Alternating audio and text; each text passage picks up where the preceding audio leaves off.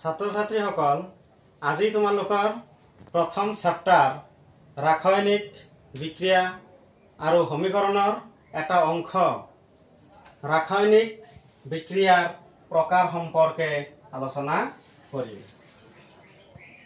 তো ৰাসায়নিক বিক্ৰিয়াৰ প্ৰকাৰ সমূহৰ ভিতৰত আছে সংযোজন বিক্ৰিয়া, বিযোজন বিক্ৰিয়া, অপহৰণ বিক্ৰিয়া, দ্বি অপহৰণ বিক্ৰিয়া আৰু জাৰণ আৰু বিজাৰণ বিক্ৰিয়া। তো প্ৰথমতে চাই লোৱা সংযোজন বিক্রিয়া কি। সংযোজন বিক্রিয়া হৈছে দুই বা ততোধিক বিক্রিয়ক পদার্থ লগ লাগি এটা বিক্রিয়াজাত পদার্থ উৎপত্তি হলে তেনে বিক্রিয়াক সংযোজন বিক্রিয়া বোলে। সংযোজন মানে একেলগ হোৱা বুজায়।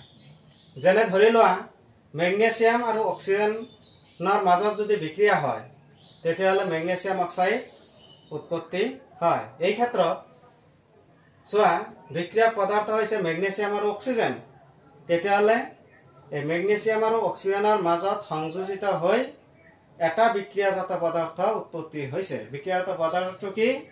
Magnesium oxide. গতিকে এইটো হৈছে এটা সংযোজন বিক্ৰিয়াৰ উদাহৰণ। তাৰপিছত আহা বিযোজন বিক্রিয়া। বিযোজন বিক্রিয়া হৈছে যেতিয়া কোনো এটা যৌগ বিভাজন হৈ দুই বা ততোধিক বিক্রিয়াজাত পদার্থত উৎপত্তি হয় বা সৃষ্টি হয় তেনে বিক্রিয়াক বিযোজন বিক্রিয়া বুলি কোৱা হয়। উদাহৰণস্বৰূপে সিলভাৰ নাইট্ৰেটক যদি আমি কি কৰো বিযোজন ঘটাও তেতিয়াহলে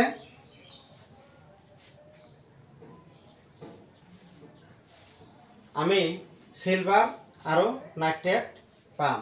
তেতিয়াহলে তেনে ক্ষেত্ৰত হ'ব বিযোজন বিক্ৰিয়াৰ উদাহৰণ।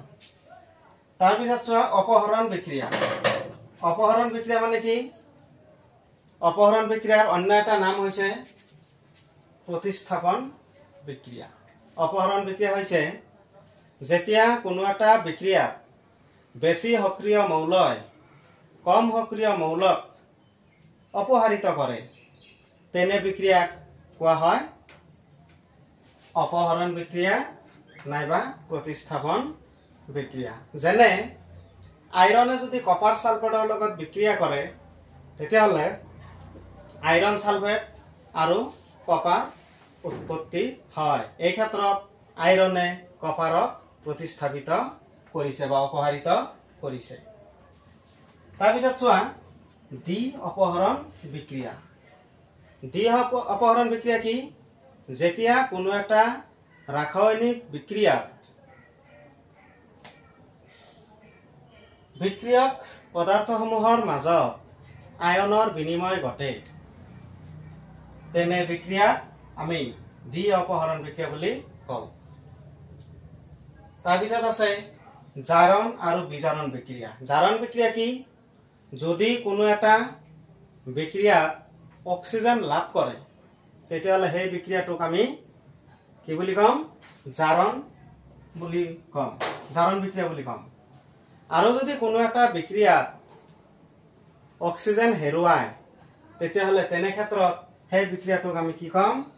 বিজাৰণ বিক্ৰিয়া বুলি কম।